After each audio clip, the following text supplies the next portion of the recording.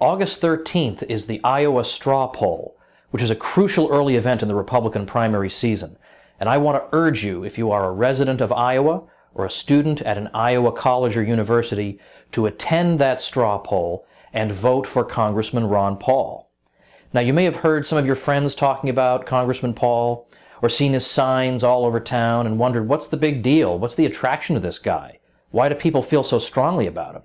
And the answer is that he's got a record that I, as a U.S. historian, have never seen in all of U.S. history. This is a guy who, in 12 congressional terms, has never once voted to raise taxes, never once voted for an unbalanced budget, and in fact, he's got the highest rating ever given by the National Taxpayers Union.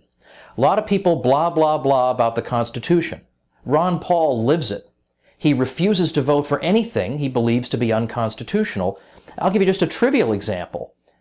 He voted against giving a gold medal to Mother Teresa. And of course, the usual suspect said, oh, he must hate Mother Teresa. No, he very much admires Mother Teresa, but his view was, you want to spend money on a medal for her, quit sticking your hand in the taxpayers' pockets. Here we are in a millionaires club here in the U.S. Congress. What if each of us put up $100? That would more than cover the medal.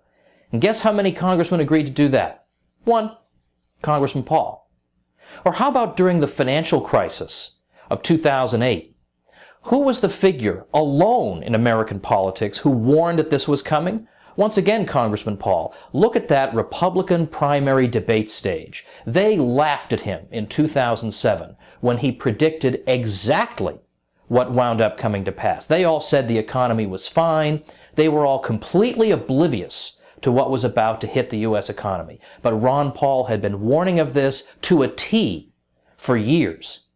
And he was talking in those debates about something that seems obscure to a lot of voters, the Federal Reserve System. And people wondered, why is he talking about this? And the answer is he doesn't consult focus groups to find out what do people want him to say so that he can then say it. His view is, I need to tell you what I think you need to know. And what you need to know isn't being told to you in the New York Times, so I'm going to tell it to you myself. He's not a panderer. He will speak to an interest group at their event and tell them, I voted against your spending and I'm going to keep voting against your spending. Not long ago, he gave a speech at an event hosted by a particular ethnic group, a civil rights organization, and they wondered, what kind of speech have you written for our group? And his answer was, I haven't written any particular speech for your group. It's the same speech I give everywhere. And what is that speech about? Individual rights, freedom, peace, prosperity. Ideas that Ron Paul has stuck to through thick and thin for 30 years.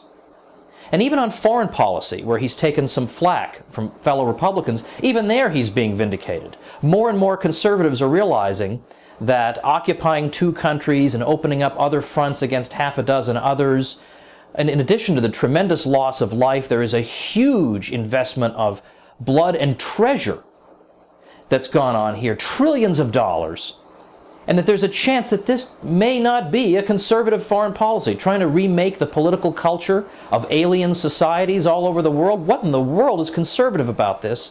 And it's ruining our country and bringing us to the point of bankruptcy.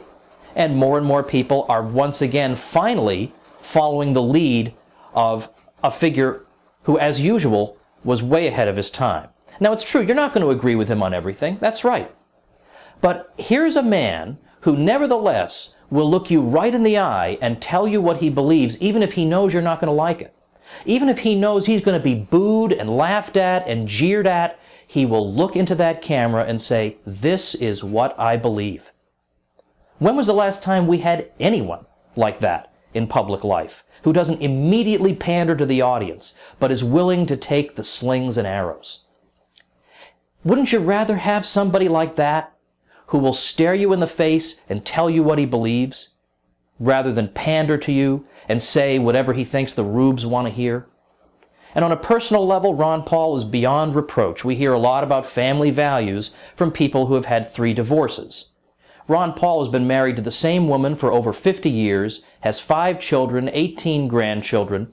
He's a former obstetrician who's delivered over 4,000 babies. Judge Andrew Napolitano of Fox News says that Ron Paul is the Thomas Jefferson of our day. With an endorsement like that, how can we even consider supporting anyone else, supporting some candidate who once in a while can give a pretty speech? Forget about that. We are staring the Thomas Jefferson of our day in the face, and we have a chance to support him. So please, I urge you, defy the political and media establishments, and on August 13th, go to the Iowa straw poll and vote for Ron Paul.